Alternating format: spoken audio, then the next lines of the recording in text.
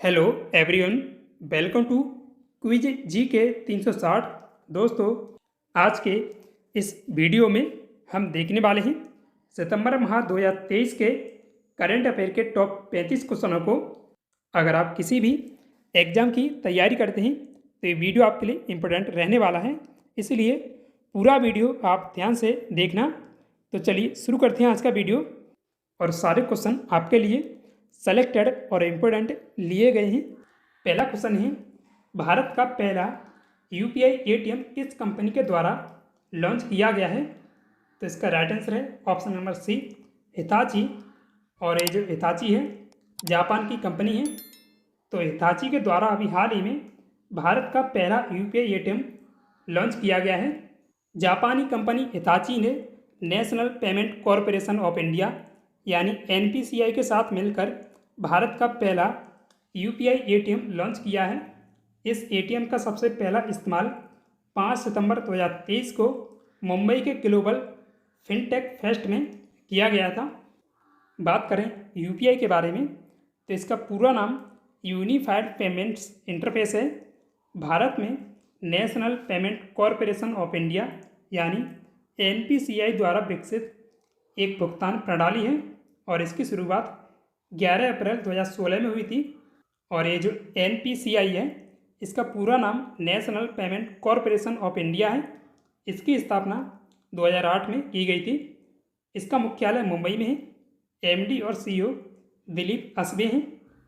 दूसरा क्वेश्चन है, भारत की पहली सोलर सिटी कौन बनी है? तो इसका राइट आंसर है option number B, Sanchi, Madhya Pradesh. तो मध्य प्रदेश सांची की जो सिटी है भारत की पहली सोलर सिटी बन गई है। 6 सितंबर 2023 को मध्य प्रदेश के मुख्यमंत्री शिवराज सिंह चौहान ने रायसेन जिले में स्थित विश्व धरोहर स्मारक स्थल सांची नगर को प्रथम सोलर सिटी के रूप में लोकार्पित किया है। और बात करें महत्वपूर्ण बिंदुओं के बारे में तो इस शहर में 3 मेगावाट का सोलर प्लांट से बिजली का उत्पादन हो रहा है और इसके साथ ही कृषि ज़रूरतों को पूरा करने के लिए 5 मेगावाट का एक और सोलर प्लांट लगाया जा रहा है। तीसरा क्वेश्चन है, दोस्तों ये सारे क्वेश्चन इंपॉर्टेंट हैं। तो तीसरा क्वेश्चन है, डूरंड कप 2023 का खिताब किस टीम ने जीता है? तो ये मोहन बागान के द्वारा जीता गया है। तो इसका राइट आंसर है ऑप्शन नंबर सी, मोहन बागान। और ये जो मोहन बागान है कोलकाता का फुटबॉल क्लब है। तो 2023 का डूरंड कप मोहन बागान के द्वारा जीता गया है और ईस्ट बंगाल इसमें उपविजेता रहा है। मोहन बागान ने ईस्ट बंगाल को 1-0 गोल से हराकर रिकॉर्ड 17वीं बार डूरंड कप 2023 का खिताब जीता है। मोहन बागान ने 17वीं बार खिताब जीतकर ईस्ट बंगाल के रिकॉर्ड को ही तोड़ा है, क्योंकि ईस्ट बंगाल ने डूरंड कप का खिताब अब तक 16 बार जीता है। मोहन बागान ने साल 2000 के बाद यह पहली बार डूरंड कप जीता है। डूरंड कप 2023 का यह 132वां संस्करण था और इसका आयोजन 3 अगस्त 2023 से 3 सितंबर 2023 तक किया गया था। मेजबानी कोलकाता पश्चिम बंगाल, गुवाहाटी असम और कोकराझार असम 3 शहर और 2 राज्यों के द्वारा की गई थी। और डूरंड कप का प्रारंभ 1888 में शिमला हिमाचल प्रदेश में हुआ था। यह भारत का सबसे पुराना फुटबॉल टूर्नामेंट है और डूरंड कप भारत में एक वार्षिक घरेलू फुटबॉल प्रतियोगिता है। तो याद रखिएगा डूरंड कप का संबंध फुटबॉल से है। चौथा क्वेश्चन, इंटरनेशनल एमी अवार्ड पाने वाली पहली भारतीय महिला कौन बनी है? तो इसका राइट आंसर होगा ऑप्शन नंबर सी, एकता कपूर। तो एकता कपूर भारतीय पहली महिला हैं जिन्होंने इंटरनेशनल एमी अवार्ड जीता है। बॉलीवुड एक्ट्रेस एकता कपूर को 51वें इंटरनेशनल एमी अवार्ड सेरेमनी में इंटरनेशनल एमी अवार्ड से सम्मानित किया गया है और यह अवार्ड उन्हें 20 नवंबर 2023 को न्यूयॉर्क में दिया जाएगा। और इस पुरस्कार का प्रारंभ 1973 में हुआ था। पांचवा क्वेश्चन है, हाल ही में G20 का 21वां स्थायी सदस्य कौन बना है? तो इसका 21वां स्थायी सदस्य भी अफ्रीकन यूनियन बना है? तो इसका राइट आंसर है option number C, African Union. और ये जो फिनलैंड है नाटो का 31वां सदस्य देश बना था, और ईरान एससीओ का 9वां सदस्य देश बना है। G20 अंतर सरकारी मंच है जिसमें 19 देश और पहले एक यूरोपियन संघ इसमें शामिल था, और अब 21वां अफ्रीकन यूनियन इसका स्थायी सदस्य बना है। अफ्रीकन यूनियन में 55 देश शामिल हैं। इसके अध्यक्ष अजाली असोमानी हैं। इसकी स्थापना अफ्रीकन एकता संगठन के नाम से साल 1963 में की गई थी, और वर्ष 2002 में अफ्रीकी एकता संगठन की जगह जो इसका नाम अफ्रीकी संघ हो गया था। G20 समूह की स्थापना सितंबर 1999 में की गई थी, और इसमें 21 सदस्य हैं अभी, तो भारत भी इसमें शामिल है। और 18वें G20 समूह की अध्यक्षता भारत कर रहा है, और 17वें G20 समूह की अध्यक्षता इंडोनेशिया के द्वारा 2022 में की गई थी, और अभी 19वां ब्राज़ील में होगा 2024 में, और अभी अमेरिका द्वारा यूनेस्को में शामिल होने की घोषणा की गई थी। नेक्स्ट क्वेश्चन, सूर्य के अध्ययन के लिए लॉन्च किए गए अंतरिक्ष यान आदित्य L1 की प्रोजेक्ट डायरेक्टर कौन है? तो इसका राइट आंसर है ऑप्शन नंबर सी, निगार साजी। तो ये हैं निगार साजी, और ये आदित्य L1 की प्रोजेक्ट डायरेक्टर हैं। आदित्य L1 सूर्य के अध्ययन के लिए लॉन्च किया गया देश का पहला अंतरिक्ष यान है। इसे इसरो के द्वारा श्रीहरिकोटा आंध्र प्रदेश से लॉन्च किया गया था 2 सितंबर 2023 को। और ये जो प्रोजेक्ट डायरेक्टर निगार साजी हैं तमिलनाडु की निवासी हैं। जितेंद्र सिंह परमाणु ऊर्जा विभाग तथा अंतरिक्ष विभाग के केंद्रीय राज्य मंत्री हैं। Tata steel chess India rapid महिला टूर्नामेंट 2023 की विजेता कौन बनी है? तो इसका राइट आंसर है option number B, Divya Deshmukh. तो दिव्या देशमुख के द्वारा 2023 का Tata steel chess India rapid महिला टूर्नामेंट जीता गया है। दिव्या देशमुख ने यह खिताब विश्व चैंपियन जुबेन जुन से आधा अंक आगे रहते हुए अपने नाम किया है, और इस तरह वर्तमान में विश्व चैंपियन चीन की जुबेन जुन दूसरे स्थान पर रही हैं। दिव्या देशमुख इस टूर्नामेंट में पहली बार शामिल हुई थी, और पहली बार ही उन्होंने ये खिताब जीत लिया है। इस शतरंज टूर्नामेंट का आयोजन पश्चिम बंगाल कोलकाता में किया जाता है, और इसमें 2 प्रतियोगिताएं होती हैं, एक रैपिड और एक ब्लिट्ज। रैपिड में प्रत्येक खिलाड़ी को 20 या 25 मिनट का समय दिया जाता है, और ब्लिट्ज में प्रत्येक खिलाड़ी को 5 से 3 मिनट का समय दिया जाता है। और यह इसका 2023 में 5वां संस्करण था। प्रथम संस्करण 2018 में खेला गया था, और दिव्या देशमुख महाराष्ट्र की भारतीय महिला शतरंज ग्रैंड मास्टर हैं। नेक्स्ट क्वेश्चन है, पहला पुरुष हॉकी 5S एशिया कप 2023 किसने जीता है? तो ये खिताब भारत ने जीता है। तो इसका राइट आंसर है ऑप्शन नंबर बी, भारत। तो पहला पुरुष हॉकी एस एशिया कप 2023 का खिताब भारत के द्वारा जीता गया है। भारत ने पाकिस्तान को पुरुष हॉकी 5 एशिया कप 2023 में 2-0 से हराया है, और इस जीत के साथ ही भारत ने FIH पुरुष हॉकी 5 विश्व कप 2024 में भी प्रवेश कर लिया है, और इस टूर्नामेंट की मेजबानी सलालाह ओमान ने की है, और भारतीय पुरुष हॉकी टीम के कप्तान हरमनप्रीत सिंह हैं।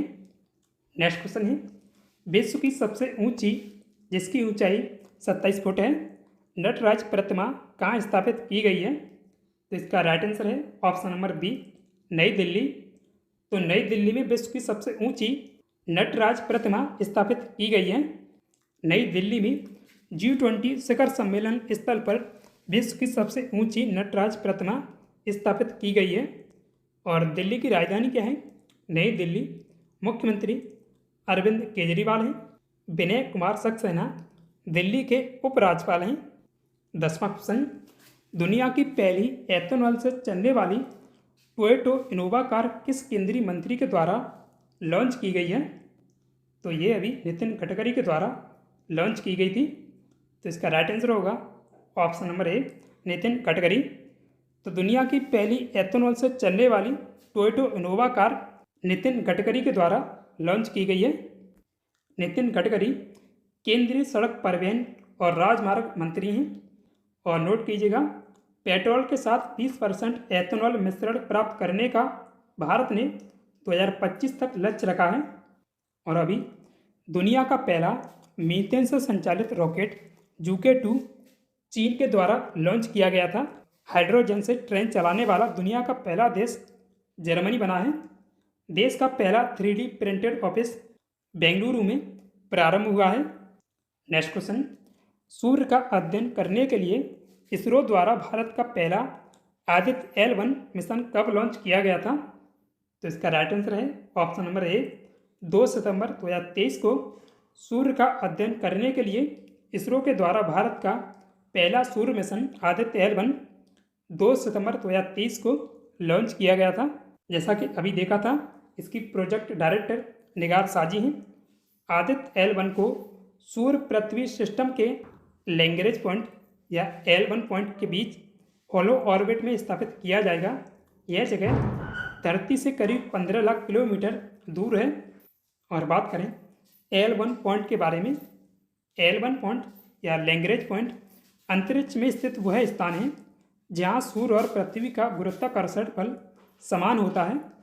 इसका उपयोग अंतरिक्ष में ईंधन की खपत को कम करने के लिए किया जाता है।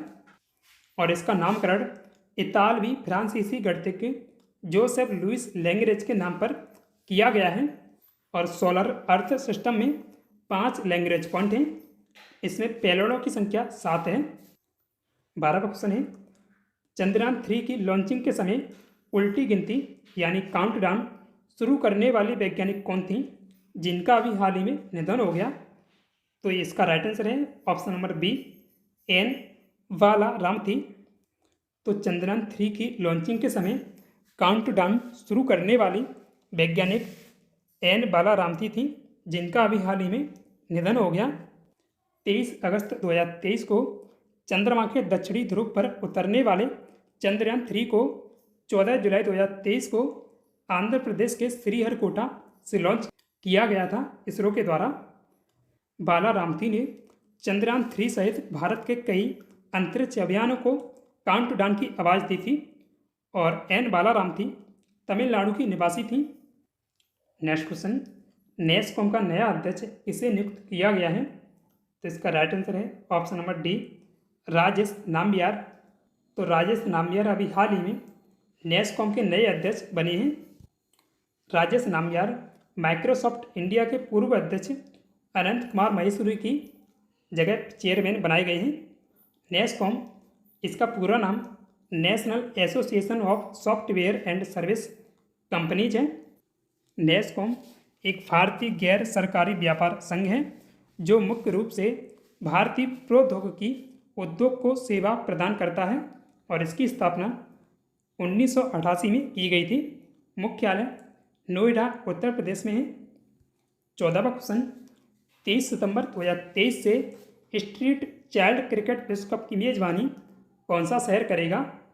तो इसका राइट आंसर है ऑप्शन नंबर बी, चेन्नई। तो स्ट्रीट चाइल्ड क्रिकेट विश्व कप 2023 की मेजबानी चेन्नई तमिलनाडु करेगा। यह क्रिकेट विश्व कप विशेष रूप से सड़कों पर रहने वाले बच्चों के लिए समर्पित है। और यह इसका 2023 में दूसरा संस्करण है। पहला संस्करण 2019 में लंदन, ब्रिटेन में आयोजित किया गया था। स्ट्रीट चाइल्ड यूनाइटेड और सेव द चिल्ड्रन इंडिया के द्वारा इसका आयोजन कराया जाता है। 2019 में यह टूर्नामेंट भारत के द्वारा ही जीता गया था। तमिलनाडु की राजधानी चेन्नई है। तमिलनाडु के मुख्यमंत्री M.K. स्टालिन हैं। R.N. रवि इसके राज्यपाल हैं। क्वेश्चन नंबर 15, हाल ही में किस देश ने moon mission moon sniper launch किया है? तो इसका राइट आंसर है ऑप्शन नंबर सी, जापान। तो जापान के द्वारा अभी हाल ही में moon mission moon sniper launch किया गया है। जापान की अंतरिक्ष एजेंसी जापान एक्सप्लोरेशन एजेंसी यानी JAXA ने अपना moon mission moon sniper launch किया है। इसे तानेगासिया अंतरिक्ष केंद्र HII-A रॉकेट के जरिए लॉन्च किया गया है। जापान की राजधानी टोक्यो है। मुद्रा जापानी येन है। प्रधानमंत्री फुमियो किशिदा हैं। क्वेश्चन नंबर 16, अंतर्राष्ट्रीय साक्षरता दिवस हर साल किस दिन मनाया जाता है? तो इसका राइट आंसर है ऑप्शन नंबर बी 8 सितंबर को।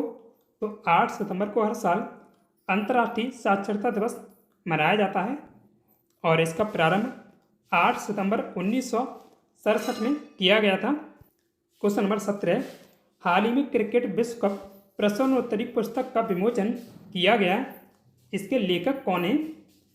तो इसके लेखक विकास लूथर हैं। तो राइट आंसर है ऑप्शन नंबर ए विकास लूथर। तो क्रिकेट विश्व कप प्रश्नोत्तरी पुस्तक के लेखक विकास लूथर हैं। यह पुस्तक पिछले 12 वनडे विश्व कप जो 1975 से 2019 तक खेले गए हैं से जुड़े प्रश्नों और जवाबों से संबंधित हैं। विकास लूथर हिंदी के प्रसिद्ध लेखक और क्रिकेटर हैं। क्वेश्चन नंबर 18 है, सेल इंडिया ने किसे अपना नया कंट्री चेयरमैन नियुक्त किया है? तो इसका राइट आंसर है option number B Mansi Madan Tripathi. तो ये जो सेल इंडिया होती हैं इनका काम केवल कागज़ों पर होता है। जैसे नॉर्मल कंपनियों का ऑफिस होता है तो इसका कोई ऑफिस नहीं होता है, ये केवल कागज़ों में ही काम करती है। तो मानसी मदन त्रिपाठी सेल इंडिया की नई कंट्री चेयरमैन बनाई गई हैं। मानसी मदन त्रिपाठी नितिन प्रसाद का स्थान लेंगी जो 2016 से देश में कंपनी के चेयरमैन बने हुए थे और मानसी मदन त्रिपाठी की नियुक्ति 1 अक्टूबर 2023 से प्रभावी होगी। क्वेश्चन नंबर 19, उपन्यास अजय टू योगी आदित्यनाथ के लेखक कौन हैं? तो इसका राइट आंसर है option number B Shantanu Gupta. तो शांतनु गुप्ता के द्वारा ये उपन्यास लिखा गया है। अजय टू योगी आदित्यनाथ उत्तर प्रदेश के मुख्यमंत्री योगी आदित्यनाथ के जीवन पर आधारित graphics based novel Ajay to Yogi Adityanath ने 67 स्थानों पर लॉन्चिंग के साथ नया इतिहास रचा है। इस उपन्यास की 67वीं लॉन्चिंग हाल ही में बेंगलुरु कर्नाटक में संपन्न हुई है और इसके साथ ही उपन्यास ने सर्वाधिक लॉन्चिंग के लिए एशिया बुक ऑफ रिकॉर्ड्स में अपना नाम दर्ज करा लिया है। क्वेश्चन नंबर 20, इंडिया ड्रोन शक्ति 2023 का आयोजन किस शहर में किया जाएगा? तो इसका राइट आंसर है option number B Ghaziabad Uttar Pradesh. तो इंडिया ड्रोन शक्ति 2023 का आयोजन गाजियाबाद में किया जाएगा। भारतीय वायुसेना और ड्रोन फेडरेशन ऑफ इंडिया 25 सितंबर 2023 से उत्तर प्रदेश के गाजियाबाद में भारतीय वायुसेना के एयरबेस पर भारत ड्रोन शक्ति 2023 की सह मेजबानी करेंगे। क्वेश्चन नंबर 21, हाल ही में गोयल शांति पुरस्कार 2021-22 के लिए किसे मिलेगा? तो इसका राइट आंसर है option number B S Somnath. तो इसरो के अध्यक्ष एस सोमनाथ को गोयल शांति पुरस्कार 2021-22 के लिए दिया जाएगा।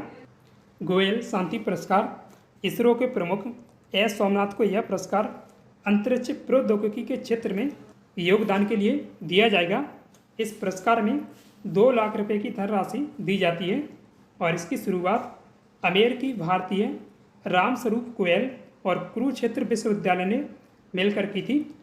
प्रथम गोयल शांति पुरस्कार 1992 में प्रदान किया गया था। 22वां क्वेश्चन है, 19वें एशियाई खेलों के लिए भारतीय दल के आधिकारिक प्रायोजक के रूप में किसे नामित किया गया है? तो इसका राइट आंसर है ऑप्शन नंबर बी अमूल। तो अमूल 19वें एशियाई खेलों के लिए भारतीय दल के आधिकारिक प्रायोजक के रूप में नामित हुआ है। अमूल को 23 सितंबर से 8 अक्टूबर 2023 तक चीन के होंगजोंग में होने वाले 19वें एशियाई खेलों 2022 के लिए भारतीय दल के ऑफिशियल स्पॉन्सर के रूप में नामित किया गया है। अमूल भारत में एक डेयरी सहकारी संस्था है जो आनंद गुजरात में स्थित है। यह दुनिया की सबसे बड़ी डेयरी सहकारी संस्था है और भारत में दूध और दूध उत्पादों का सबसे बड़ा उत्पादक है। अमूल की स्थापना 1946 में त्रिभुवन दास पटेल और वर्गीज कुरियन ने की थी। क्वेश्चन नंबर 23, अनुपम रसायन इंडिया के CEO कौन बने हैं? तो इसका राइट आंसर है option number A Gopal Agarwal.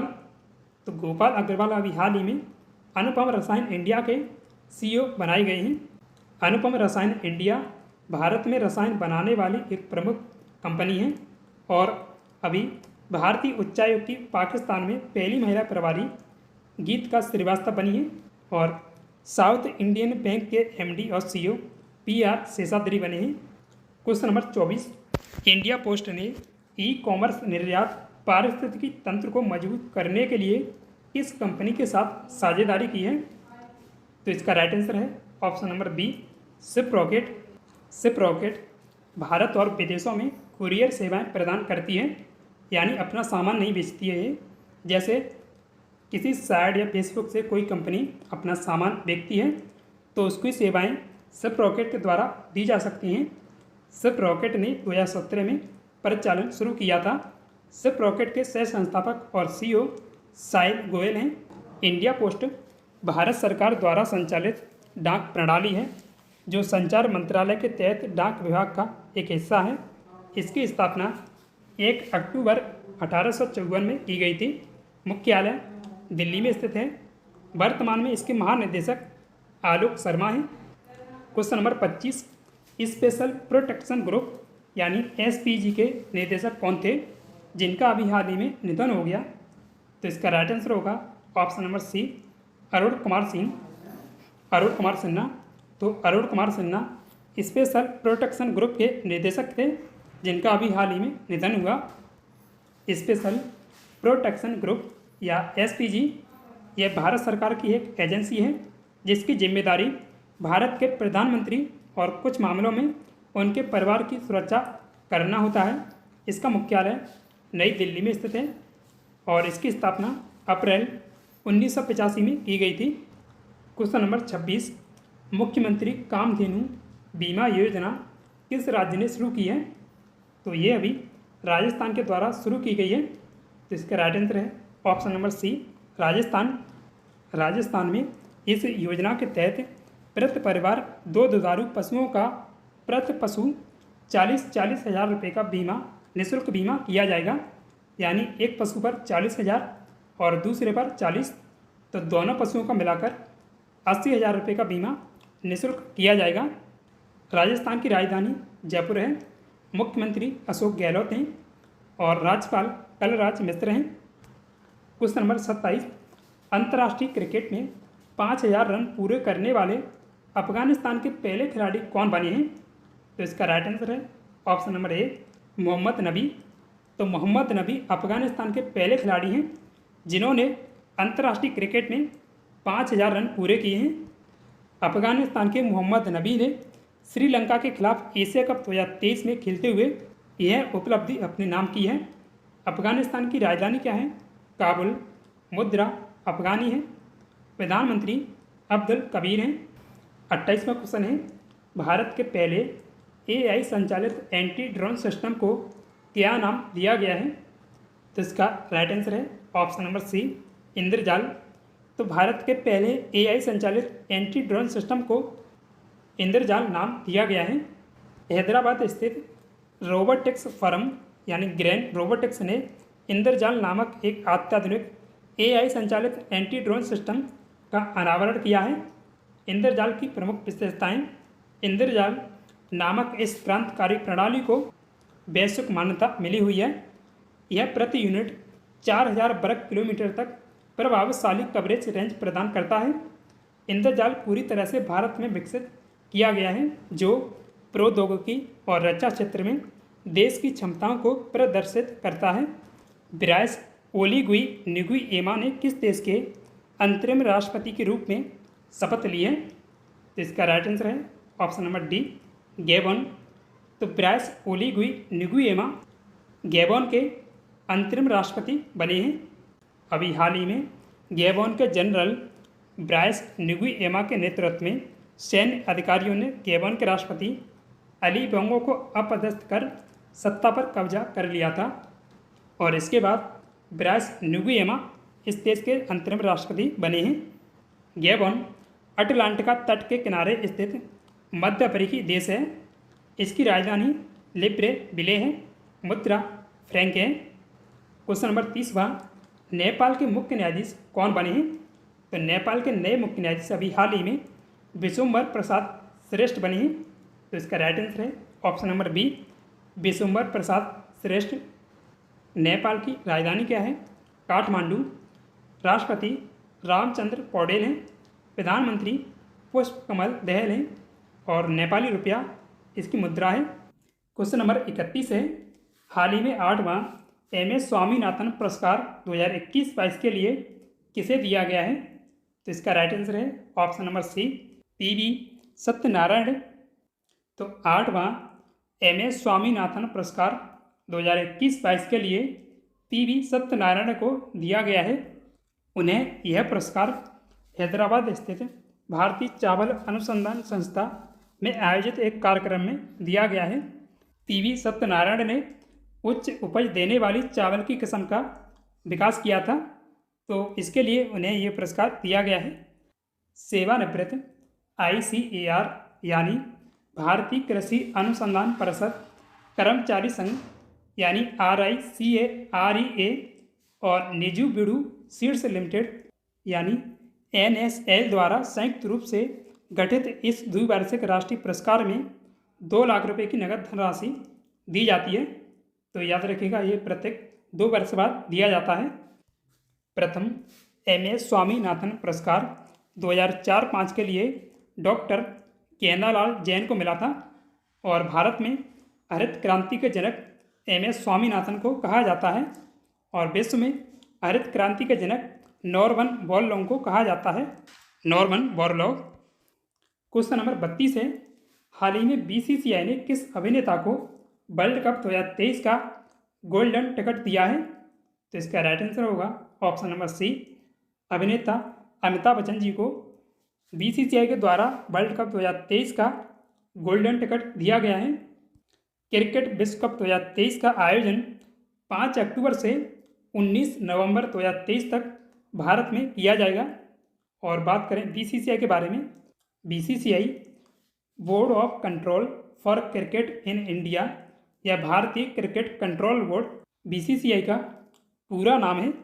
इसकी स्थापना दिसंबर 1928 में की गई थी। मुंबई इसका मुख्यालय है। अध्यक्ष रोजर बिन्नी है। हेमांग अमीन इसके CEO हैं। जय शाह सचिव हैं। 33वां क्वेश्चन, हाल ही में भारत या इंडिया नाम चर्चा में रहा है।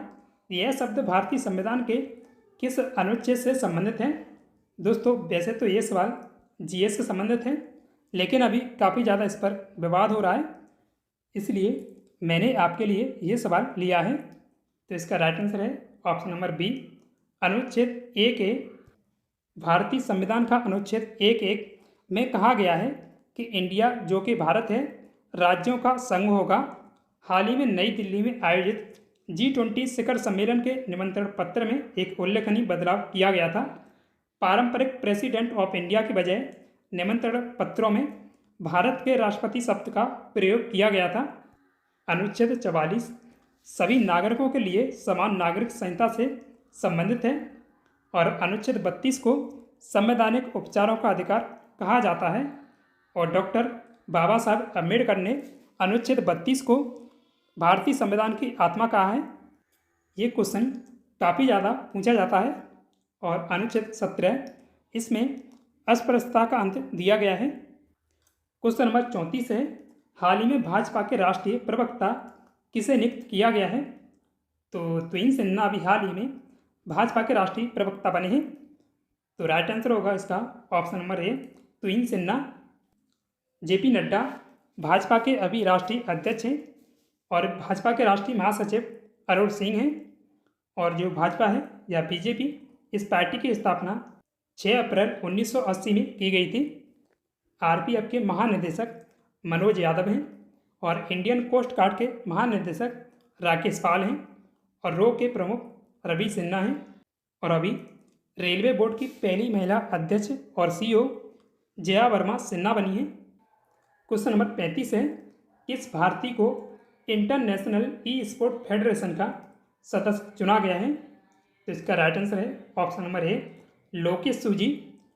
तो भारतीय खिलाड़ी लोकेश सूजी को अभी हाल ही में इंटरनेशनल E-स्पोर्ट फेडरेशन का सदस्य चुना गया है। लोकेश सूजी भारतीय खेल महासंघ के निदेशक और एशियाई ई स्पोर्ट फेडरेशन के उपाध्यक्ष हैं। यह पहली बार है जब कोई भारतीय इंटरनेशनल ई स्पोर्ट फेडरेशन की सदस्यता समिति का सदस्य बना है या हिस्सा बना है। और बात करें इंटरनेशनल ई स्पोर्ट फेडरेशन के बारे में, तो इसकी स्थापना 2008 में की गई थी। मुख्यालय बुसान दक्षिण कोरिया में है। अध्यक्ष बिलाद मेरी नेस्कू हैं। तो दोस्तों, आज के इस वीडियो में बस इतना ही। आपका आज का सवाल है, नेशनल ग्रीन ट्रिब्यूनल यानी एनजीटी के नए अध्यक्ष कौन बने हैं? तो इसका आंसर आप कमेंट में राइट आंसर दीजिएगा। दोस्तों, आशा करता हूँ आपको वीडियो पसंद आया होगा। वीडियो को लाइक करें। साथ ही डेली ऐसे ही वीडियो पाने के लिए अपने क्विज जीके 360 यूट्यूब चैनल को सब्सक्राइब भी कर लीजिएगा। Thanks for watch this video. जय हिंद, जय भारत।